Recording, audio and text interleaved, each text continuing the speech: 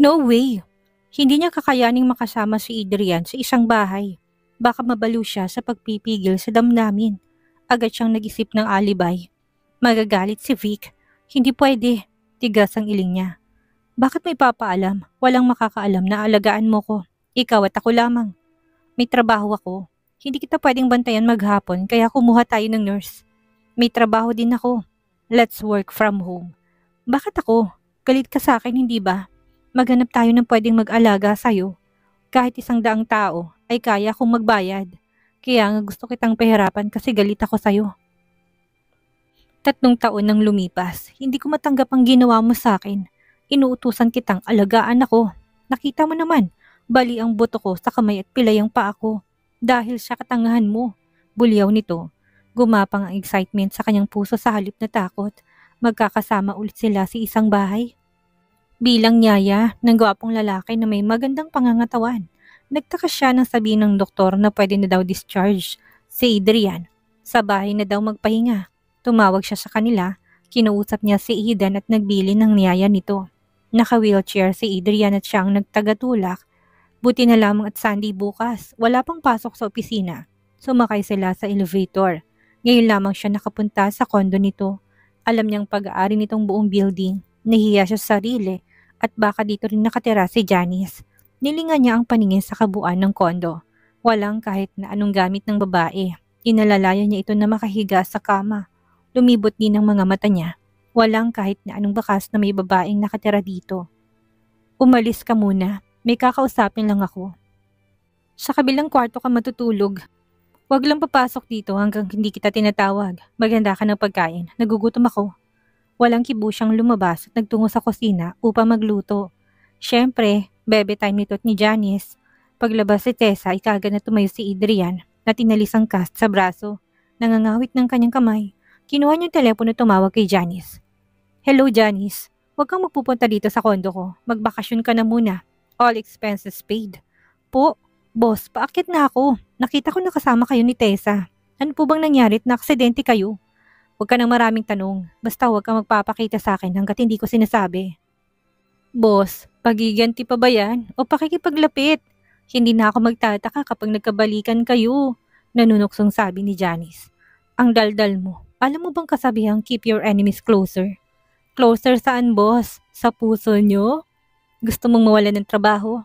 Boss naman, hindi na mabiro. May mga tinawagan pa siya tungkol sa negosyo. Papahirapan niya si Tessa. Papaiyakin niya ito. Inayos niyang props. Buti na lang at pumayag ang doktor sa pakiusap niya na magkunwaring matindi ang pinsalang tinamo niya sa aksidente. Tessa! Bulyaw ni Adrian muna sa kwarto. Lumapit siya kaagad. Bakit? May masakit ba? Nag-aalalang tanong niya. Paliguan mo ko. Ha? Ano ka mo?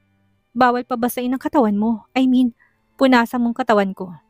Wala namang aamoy sa'yo, kaya kahit hindi ka maglinis ng katawan ng ilang araw ay okay lang. Ang dami mong sinasabi. Ikaw ang dahilan kung bakit baldado ko ngayon at hindi makakilos ng normal. Oo na, kukuha lang ako ng bimbot maligamgam na tubig nang mapunasan kita. Bumalik siyang hawak ang isang maliit na palangganang may tubig. Hinarap niya ang binata at nag-umpisang punasan ng mukha nito. Kay gwapo talaga. Perfect ang mukha ng binata.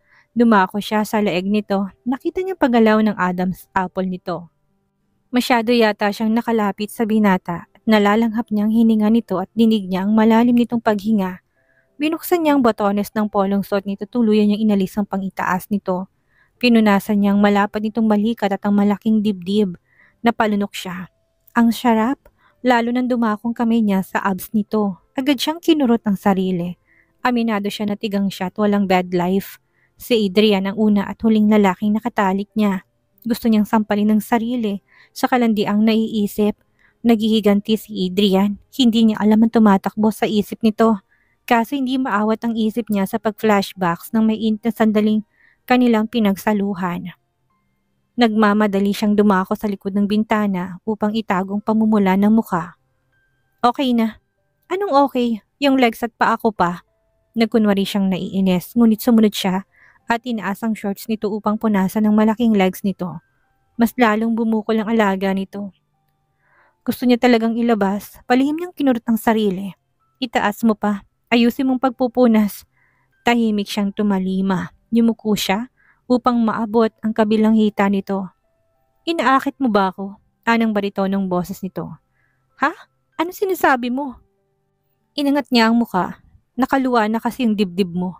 Saka lamang niya napansin na malalim ang uka ng suot niyang blouse.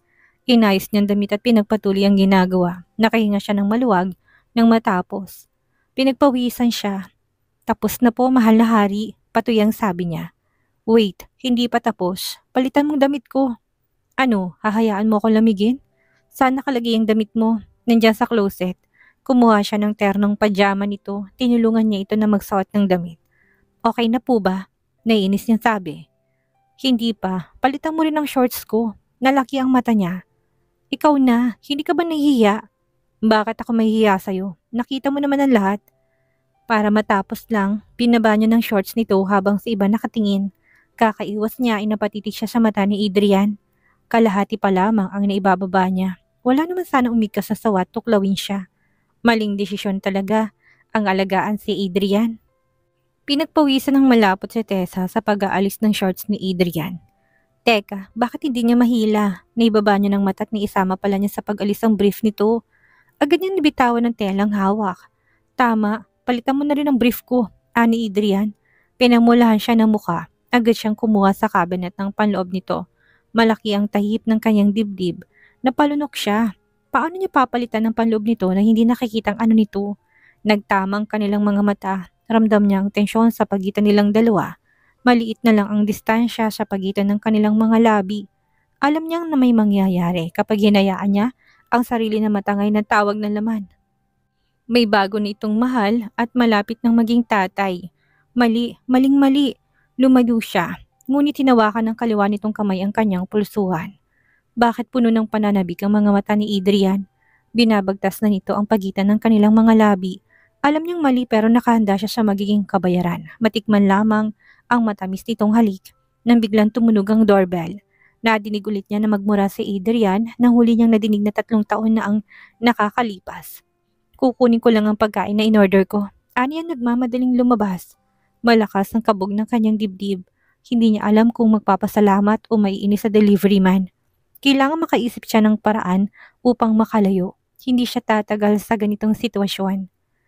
Walang masyadong pagkain sa bahay ni Adrian. Mamamalengke na muna siya sa supermarket. Mamaya tatawagan niya si Eden upang kamustahin.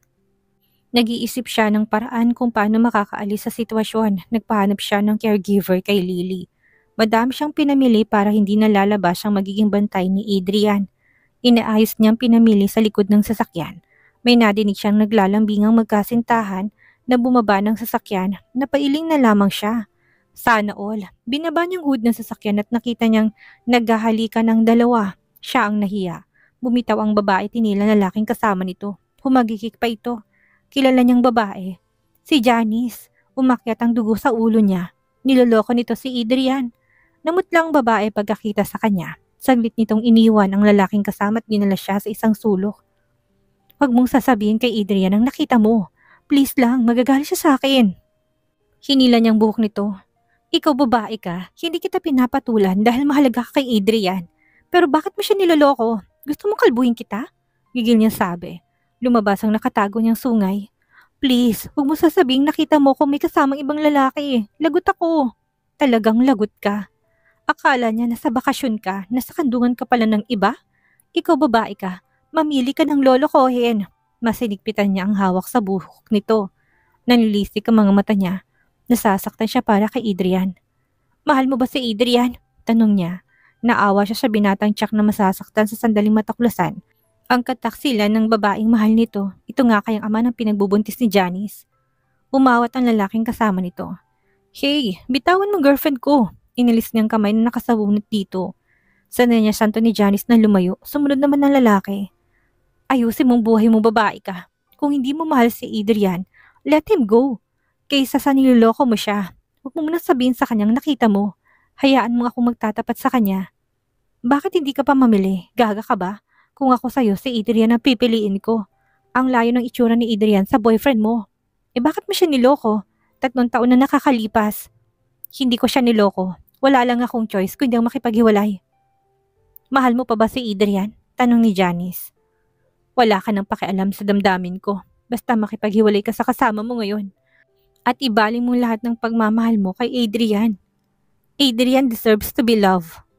Pasensya ka na, hindi. Ani Janice sa tila may gustong sabihin. Ngunit lumapit na lalaki nito tinila na papasok sa loob ng supermarket. Pabalik na siya ng kondo, nakaramdam siya ng haba kay Adrian. Kapag nalaman nito ang panloloko ni Janice ay mas lalo itong masusuklaman sa lahat ng babae. Ngunit dapat ba niyang ilihim ang natuklasan? Wala namang sikretong hindi nabubunyag.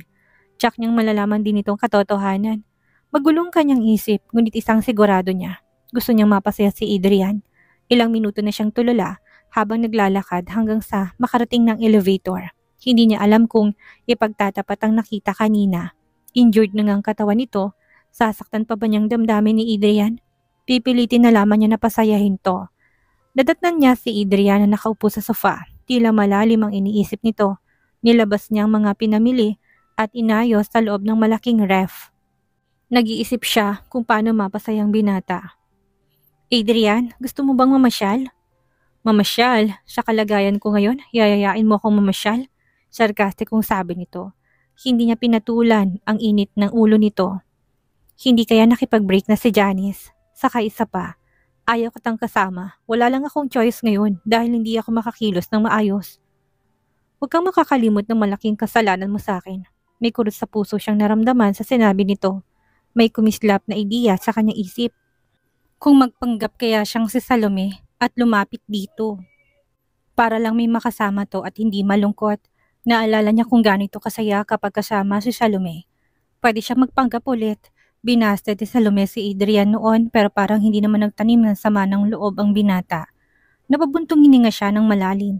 Abot tanaw niya si Adrian, ngunit para kay layong nito. Naganda na siya ng breakfast. Adrian, kain na. Inalalayan niya ito patungo sa mesa. Nanatili lamang itong nakatitig sa pagkain. Kumain ka na, masarap yan. Niluto ko lahat ng paborito mo. Paano ko makakakain? Subukan mo ko, singhal nito. Mariosep, hirap mag-alaga ng baldado. Kinuha niyang kutsara at tinidor at sinubuan ang lalaking madilim ang anyo. Pinagbalat niya ito ng hipon at sinubo sa bibig nito. Sus, bakit naman pati daliri niya sinusubo nito? Naramdaman niyang dila nito sa daliri na hindi na lamang niya pinansin. Tubig, utos nito ng tila na samid. Agad siyang nagsalin ng tubig sa baso upang ibigay dito. Matapos kumain ay nagugas siya ng pinggan. Bilisan mo dyan at paliguan mo ko. Nanigas ang kanyang katawan. Nadinig mo ba ako? Singhal nito. Oo, wait lang. Mabagal ang hugas niya ng mga pinagkainan. Paano niya papaliguan si Adrian? Kailangan niya maging matapang sa ganito katinding pagsubok. Bakit ang tagal mo? Agad siyang lumapit at inalalayan nito sa pagpasok sa kwarto hanggang sa banyo. Dati siyang caregiver. Alam niyang dapat gawin pero natataranta siya. Binalutan niya ng plastic wrap at medical tape ang cast sa braso upang hindi ito mabasa. Matagumpay niyang naipwesto si Adrian sa bathtub.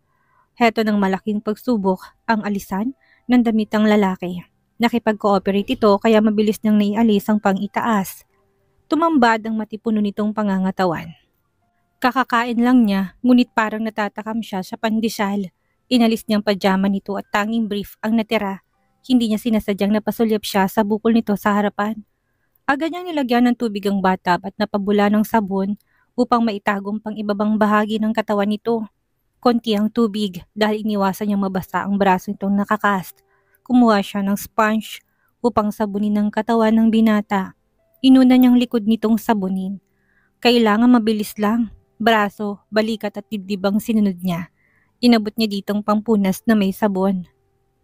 Ikaw ang magpunas ng ibabang parte ng katawan mo, hindi pilay ang kaliwang kamay mo. Ikaw na, hirap akong kumilos. Anitong tila walang balak na tanggapin ng pamunas. Wala siyang nagawa kundi ang linisan ng buong katawan nito. Napansin niyang nag-e-enjoy ito. Habang siya'y stress, binalawan niyang katawan nito. Nakabalot na ito ng tuwalya. Toothbrush, anito. Hindi na siya nakipagtalo. Kinuha niyang toothbrush nito at nilagyan ng toothpaste. Bahagya siyang tumingkayad upang abutin ang bibig nito. Tila nasisiyahan to sa pagpapahirap sa kanya. Natapos din sa wakas. Inalalayan niya ito nang makapwesto na sa kama. Kaso, natangay siya sa pagkahiga at dumagan siya sa ibabaw nito. Ramdam na ramdam niya ang pagkalalaki nitong tapat sa kanyang puson. Otomatiko siyang napatayo. Ngunit hinila siya ng kaliwang kamay nito at muling bumagsak sa kanduhan nito. Tell me you want me. Anas ni Adrian. Sinapon ni Adrian ang dibdib niya at marahang pinisil. Tila siya na engkanto. I want you. Say it again. Anitong dinilaan ng tenga niya. I want you. Ani ang umalo ng puson lalo nang maramdaman niya ang labi ng binata sa kanyang leeg. Gumagawa to ng kiss marks. Biglang tumunog ang doorbell. Napabalikwas siya tila natauhan. Lumabas siya upang tignan ng tao sa labas. Ipapatanggal ko na yung doorbell na yan, ani Adrian matapos magmura. Pinapasok niyang lalaking caregiver na nakuha ni Lily. Hindi siya makatingin ng diretso sa binata. Adrian, si Joey, ang caregiver na mag-alaga sa'yo. I'm sorry, busy ako talaga, pero dadalawin kita dito kapag may oras ako after work. Hindi siya nilingon ng binata. Mainit ang ulo nito habang nakaharap sa laptop. Aalis na ako, magpagaling ka. Pasensya ka na kung dahil sa akin na aksidente ka. Salamat sa paglilitas mo sa akin. Bakit? Pinagbawalan ka ba ni Vic? Busy lang talaga ako pero kapag may kailangan ka, ay magsabi ka lang. Magpapadala ko ng tao para tumulong sa'yo. Huwag kang mag-alala. I expect nothing from you. Talaga namang ganyan ka. Nangiiwan. Hindi na niya pinansin ang sinabi ni Adrian. Mas mainam na hindi na sila magkita pang muli. May mga bagay na dapat ay hayaan na lamang kaysa masaktan palalo nilang isa't isa. Maybe in another life, magkikita silang muli. Pero sa mundong ginagalawan nila ngayon, ay malabo na sila magkabalikan. Pero gusto niya maging masaya ito. Magpapakita siya bilang si Salome. Kapag si Salome siya, pwede silang maging magkaibigan at ihanap niya ito ng matinong babae. Akala niya ay nakakita na ito ng babaeng magmamahal dito kaso ay taksil si Janice. Hindi dapat masaktan si Adrian. Madami naman siyang nakilalang babaeng galing sa mayamang pamilya. Mamimili siya ng bagay kay Adrian. Pagkatapos ay lalayo na siya. Kinabukasan pagkatapos sa opisina ay dinalaw niya si Adrian. Naulinagan niya ang malakas na boses nito. Pinindot niya ang doorbell. Ilang minuto na hindi pa rin ito nagbubukas ng pinto. Nag-doorbell ulit siya. Si Janice ang nagbukas. Umiiyak itong lumayo. Mukhang sinabi na nitong totoo kay Adrian. Nag-away ang dalawa. Malamang pinili nito ang boyfriend. Nakita niyang binatang nakaupo sa sofa at mabalasik ang anyo. Hindi na siya nagtanong. Anong ginagawa mo dito? Umalis ka na. Bulyaw nito. Adrian, huwag mong panghinayangan si Janice. Pare-parehas kayong mga babae. Sinayang yung oras at pagmamahal ko. Lalo ka na, minahal kita noon. Pero anong ginawa mo?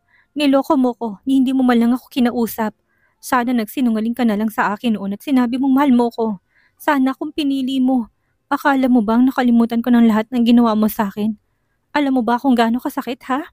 Sa bawat pagpikit ng mga mata ko, mukha mo nakikita ko. Hindi kita mapapatawad. Natulala siya. Teka, bakit parang siyang nagtaksil ngayon? Inunawa niya ang sitwasyon. Niyakap niya si Adrian. Gusto niyang pawiin ang sakit na nararamdaman nito.